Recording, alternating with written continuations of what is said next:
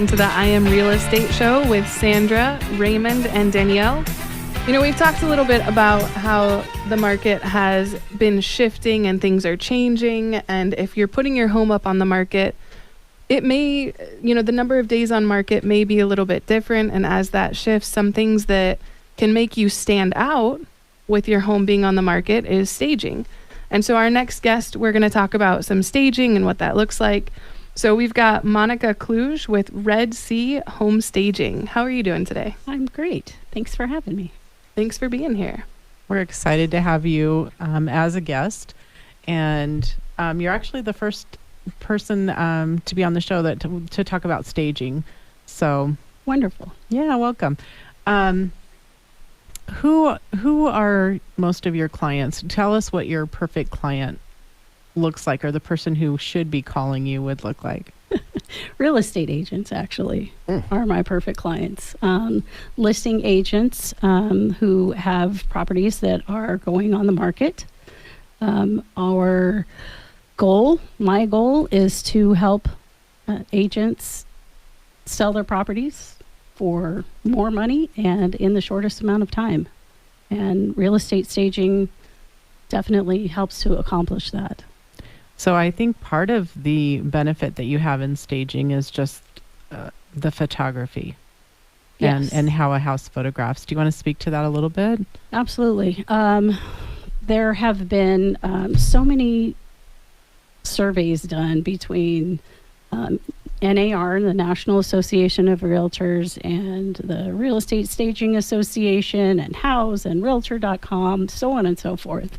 Lots of surveys and data there, and all of them agree that staging makes an impact.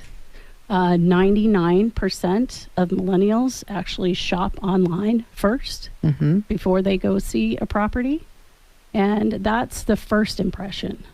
We often tell our clients that if we can't catch someone's attention online, we can't get them through the front door. Right. And exactly. So that first impression is so important. Yes. So what you're kind of saying is that what the sellers need is, when they think of selling the house, you're probably one of the first or second calls to make sure you understand what's going to stay at the house and what you can bring to the house for it to help them stage their property to give it the best look. Absolutely.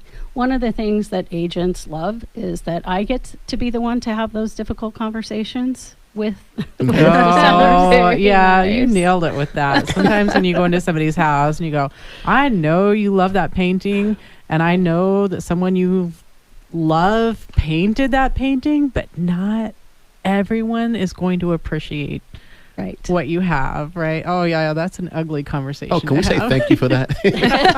You are welcome. Yeah, absolutely. It's important to approach the sellers gently and to help them to understand why. Right.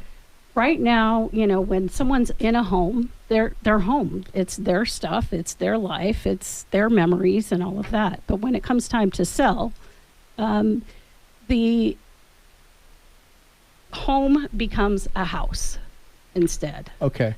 And so the idea is to market the house and not all the stuff and the people's lives, and having the conversation with sellers about what they can do, like talking to them about their memories that they've had in the house, and then kind of shifting that conversation over to, well, won't it be nice to have another family here that can create those same kind of memories in this home, and it just kind of helps them to get on board. Another thing that I will do with clients is I will take photos of their space as it is and show those to them, and it's amazing to see how they can see those blind spots, those things that they never even saw before. They can see how cluttered the surfaces are and how crunched in the furniture is, and that you don't really see the house, you just see all the stuff. I think I like what you said about changing the philosophy of the fact that it's being your home, and now it's just the house now, and the philosophy has to change. Once that changes, everything else can kind of fall into place. I think that's a great way to bring it about, to get their attitude to change towards what they need to do to sell the home. Right. Exactly. I don't think once sometimes we understand too the way people feel when they walk in your home for the first time. And I remember a time when one of my son's friends walked in and he's like, "Oh, I love your house. It reminds me of my grandma's." Horrified me. Okay. That's the last thing I wanted to hear was so I got rid of a lot of my antiques and sort of started rethinking the way that I had, the furniture in my house. But I never thought of it like it looked like someone's grandma's house, and we don't understand sometimes that first impression and how important that is when someone walks through the front door. Right. And the thing, there's staging is about science and marketing and art. And the science behind it is that images and smells go through our limbic system. And our limbic system then is the seat of action for making decisions, for adrenaline and all kinds of things. And so when we stage a home, we want to create that emotional connection for buyers. Buyers will stay in a vacant home for 6 minutes. They'll stay in a staged home for 40 minutes. Wow. That's a big number. Phenomenal Yes. statistic. Yes. I wanted to ask you, what is the difference when you're going into a home, whether the home is occupied or vacant? How does that change the service that you provide? So with an occupied staging, I will do a walk and talk, and I'll walk through the property.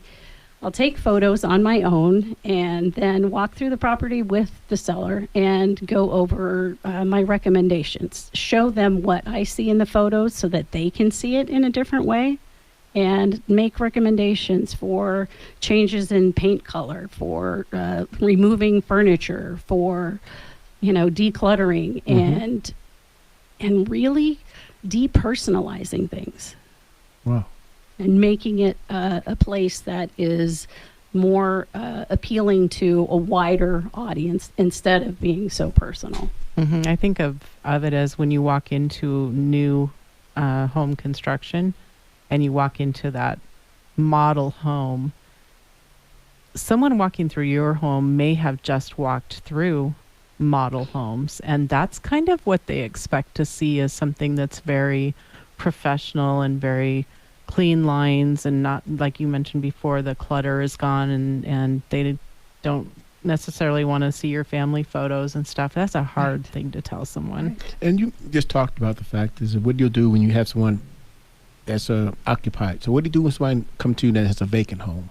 A vacant home. Yeah. So, with both occupied and vacant, as I'm a licensed real estate agent also, and so I do the research on the demographics of the area and find out, are there families living in the area? Are there singles? Are they retirees? And then I will stage that property according to the style of the house and the lifestyle for that particular area. And then, so with a vacant property, I'll bring in anywhere from $10,000 to $20,000 worth of inventory. Wow. And we'll stage the 4 most important rooms, which is the kitchen, the living room, the dining room, and the master bedroom. Okay. And we'll stage those areas and then lease back those furnishings and decorations for a predetermined amount of time, and it just depends on the market. Okay.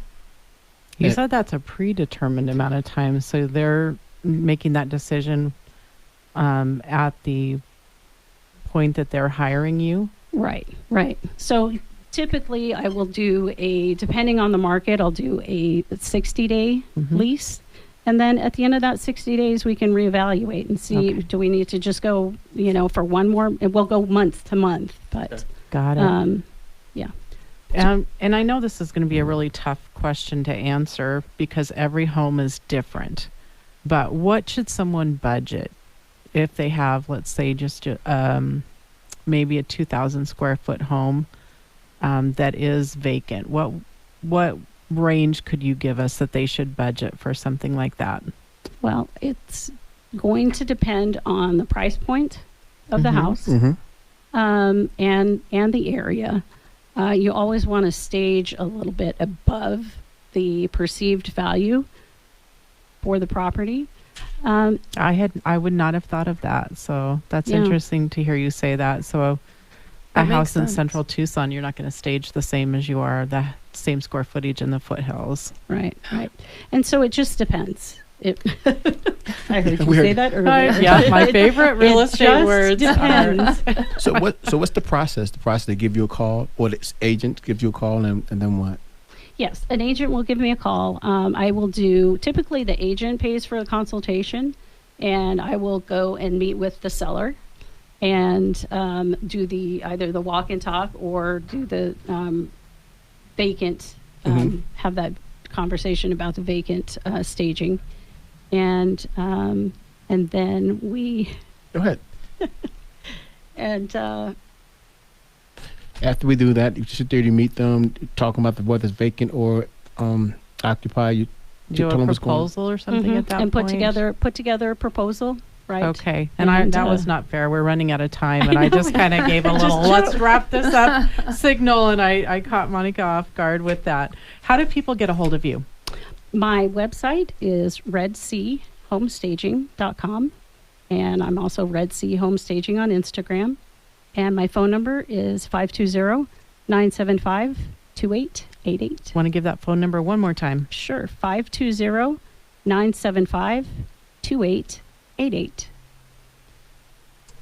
And an additional thank you to our amazing sponsors, Horizon Inspections, Indy Realty, Inspired Life Mortgage, Rego Pest Prevention, Pioneer Title Agency, and Caring Transitions.